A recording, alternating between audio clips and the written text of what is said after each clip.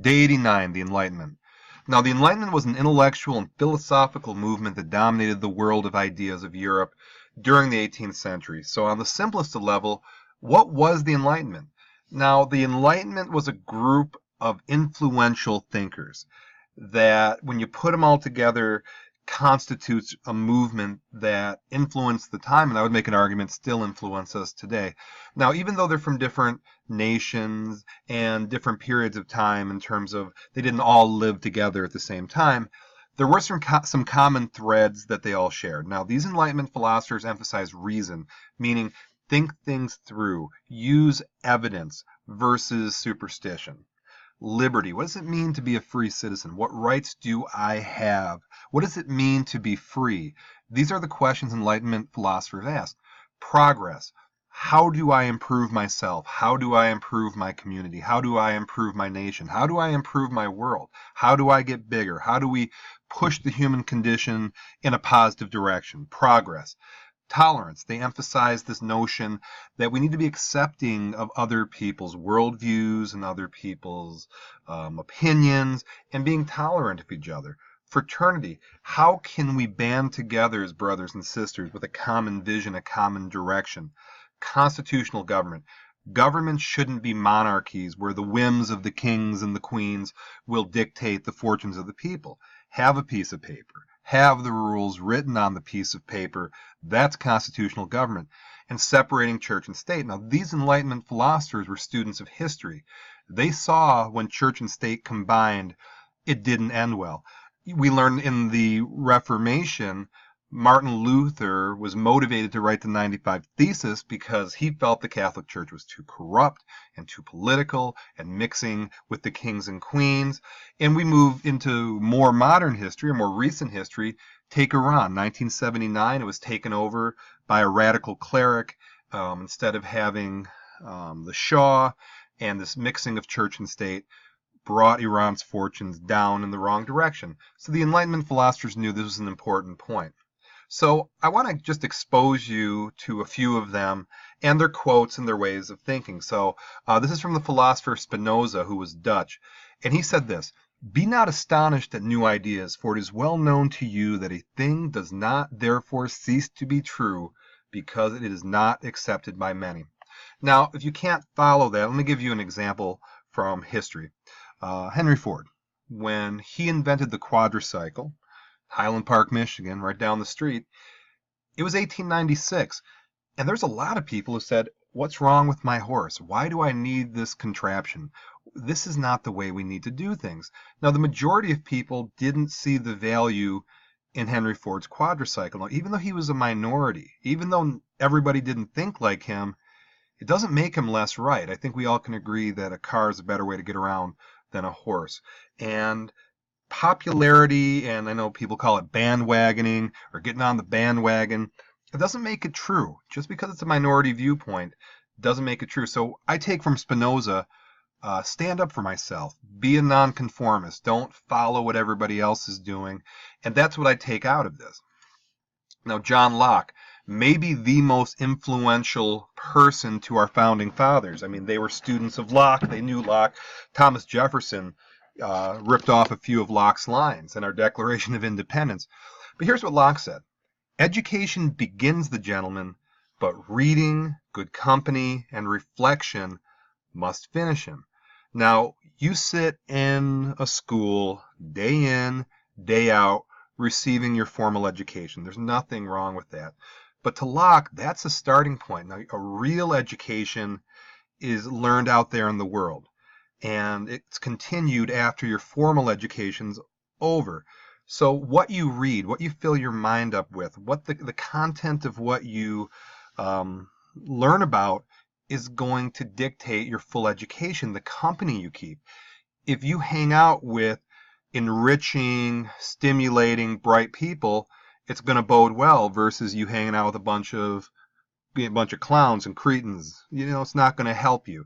And reflection, if you can't look within and just ask yourself, hey, what did I do well? What did I do poorly? How can I improve tomorrow? Now, if you do those three things throughout your life, you will truly be an educated person, according to Locke.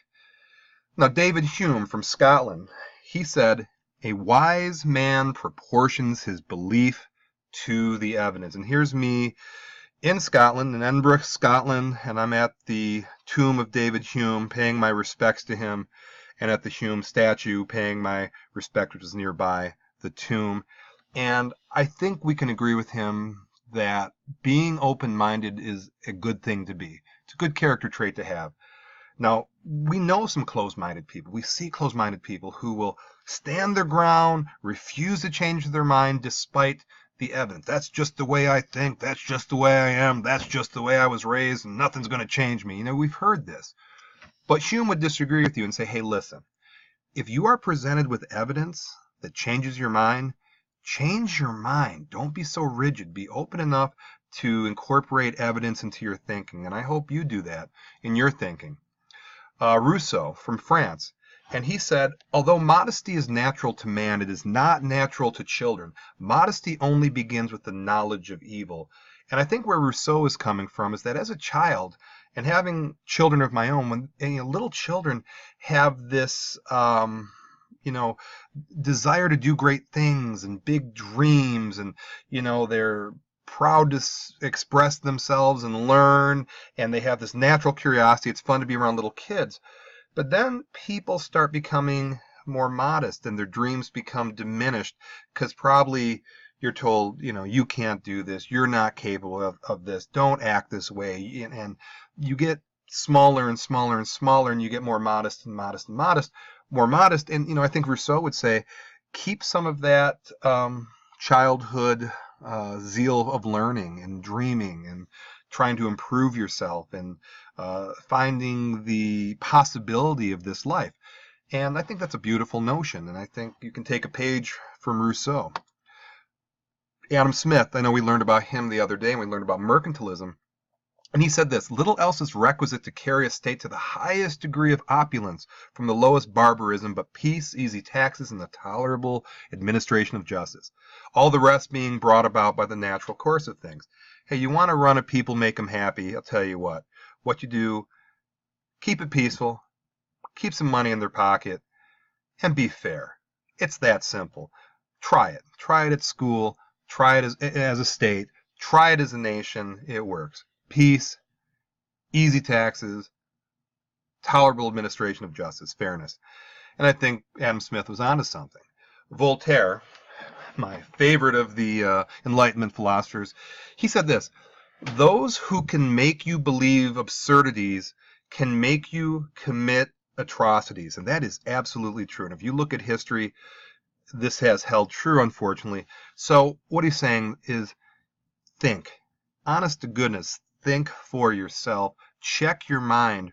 Because if you are a critical thinker and you can think for yourself, you're not going to commit the atrocities that some of these people have committed in history because they've bought into the absurdities because of their lack of critical thinking.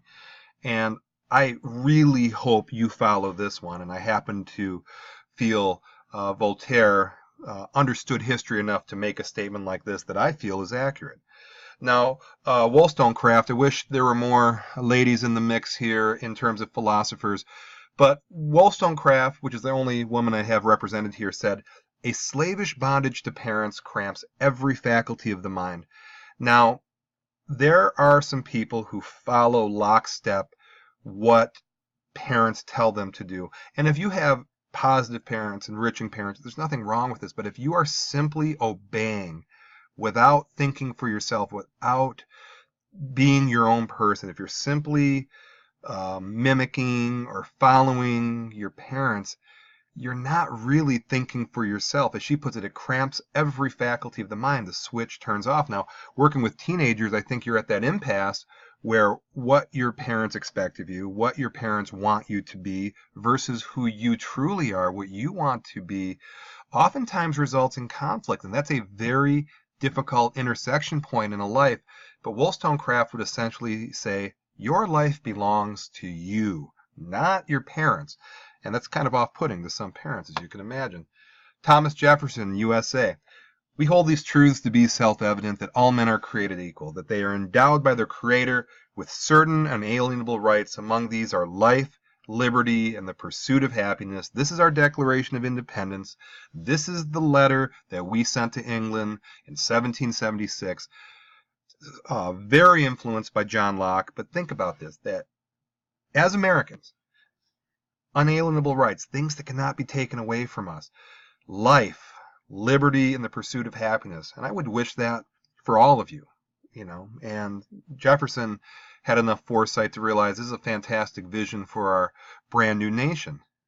And von Goethe, a person hears only what they understand. I think this is the root of a lot of arguments. I don't know if it's between parent, student, teacher, student, boyfriend, girlfriend, friend, and friend. It doesn't matter. Because if you cannot understand where the other person is coming from, you're not really hearing them. Now, if you can empathize, if you can understand them, you can truly hear. Okay, there's a difference between listening and hearing, right? So deeply taking in what the other person is saying, you have to understand the other person. So how does this thinking apply to today? Again, reason, liberty, progress, tolerance, fraternity, constitutional government, separation of church and state. As American students, these are the hallmarks of our nation. These are the hopes your teachers are trying to impart in your thinking. And if you can think these ways, you are enlightened. And this is part of this Enlightenment movement that I would argue still influences us today.